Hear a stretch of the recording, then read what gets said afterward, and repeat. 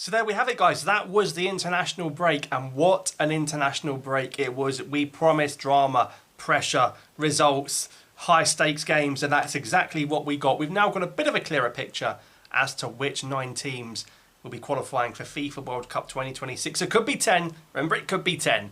But as for now, it's definitely secured to be 9. We might get a 10th. We'll have to wait and see.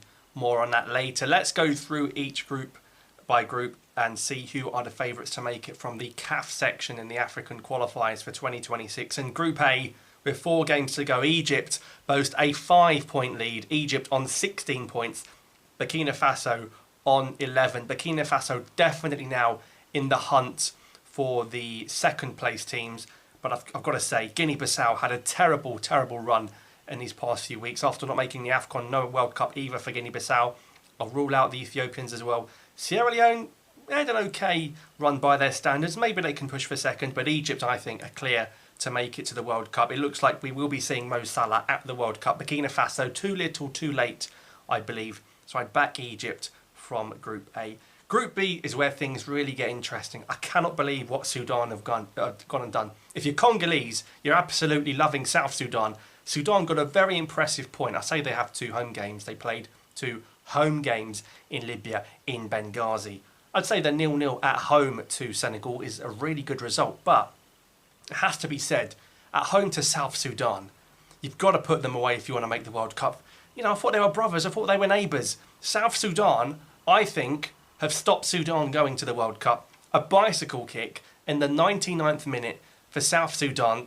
They're not going to make it to the World Cup. They have stopped Sudan going as far as I'm concerned. I am ruling out Sudan now from making it. Could get second, but you've got Senegal and Congo above them. It's very difficult to see that happening. It's such a shame because Sudan, really positive result against Senegal. They go 1-0 up against South Sudan. They're deep into added time and they've thrown it away. The old Congo, 6 points out of 6, winning at home. Small win at home, but you saw what South Sudan did, and then winning away as well. So DR Congo back to the top of the group. Senegal in second. They did get 4 points as well after beating Togo. It's going to be close. It's going to be close. Now remember, DR Congo hosts Senegal. It's probably going to come down to that. I'd back DR Congo to win Group B. I don't think Senegal are still as good as people are making out. I don't think Mane is what he once was. But Senegal have only conceded 1 goal. If they do finish in the second spot, you'd back them to get a playoff position. So that's going to be interesting. And speaking of interesting, what about Group C? Even drama off the pitch. South Africa, on paper, 5 points clear. But for me, the big one is they're 6 points clear of Nigeria, with Nigeria still to play Bafana away. Now, Zimbabwe, with 4 draws out of 6 games, they stopped Nigeria winning again. So Nigeria have only won 1 game out of 6. Nigeria have been really, really poor. The firepower of Osimhen, Lookman, Chukwueze, Iwobi, Boniface, not good enough.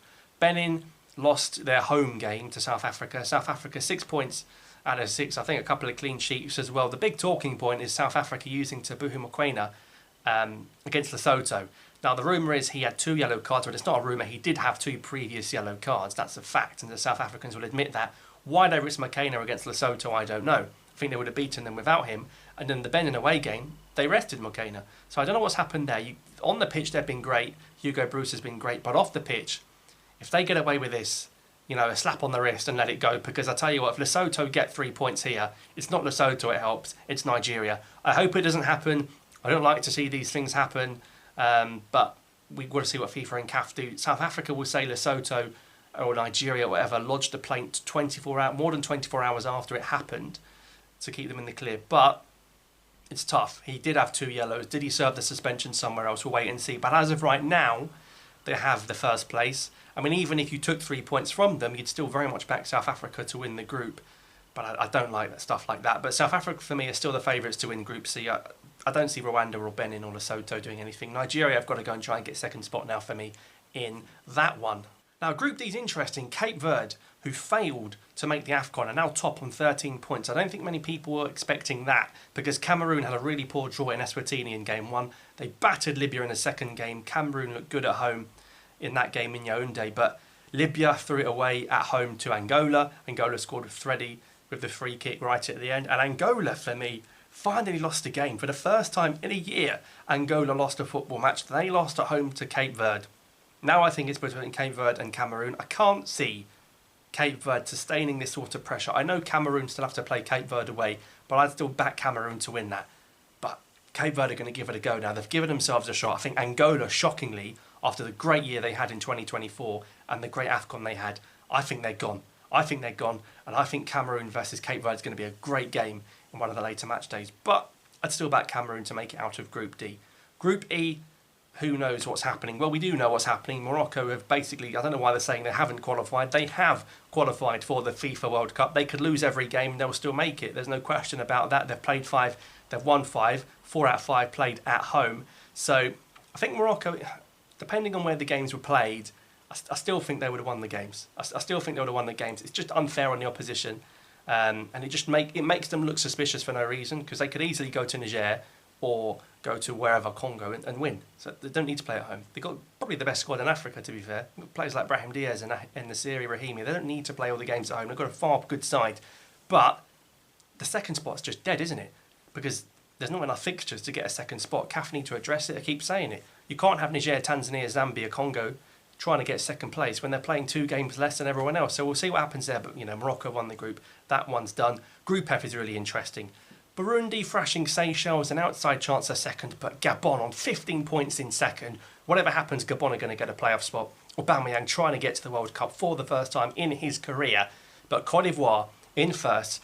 I think Ivory Coast haven't been that convincing, but yet they've scored 14 and conceded none, and they are the champions of Africa. When Gabon host Ivory Coast, that could be huge. Gabon could easily dump Cote d'Ivoire into the playoffs. It's going to be a straight-out shootout between Cote d'Ivoire and Gabon to go to the World Cup from Group F. But I think whatever happens, the second spot in there will make it into the playoffs. Kenya and Gambia played a great game, but unfortunately they haven't got enough points to go to the World Cup. Group G, as we know, it's very, very positive now. It looked a bit bleak. A couple of weeks ago, Algeria have come through very, very well. 15 points. Mozambique in second, who have conceded 11 goals, and they're second. Mozambique have conceded the same number of goals as Somalia, and they're second.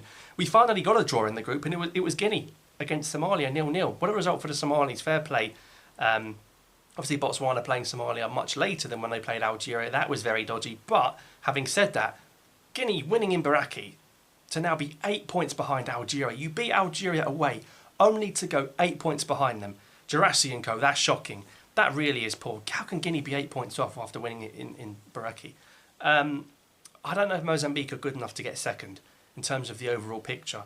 I don't think the second spot in Group G is going to get to the playoffs. When you look at how poor Mozambique were in the 5-1, Algeria look very strong now. Hopefully, inshallah, to win Group G. I think Group H is done.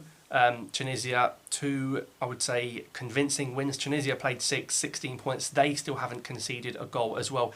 Attacking-wise, they're not as good. They've only scored 9, but they are strong at the back. Dylan Brandt, Ali Abdi, they look good. Dahman in goal as well. Saved the penalty from Malawi to keep up that clean sheet record, 6 out of 6.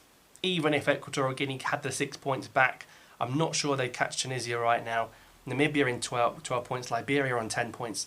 Let's see. Again, there could be an outside chance of a second spot, but I think Tunisia are going to make it to the World Cup, as are Ghana, who've had a very good break, because not only did they win both games, Mali had a poor game.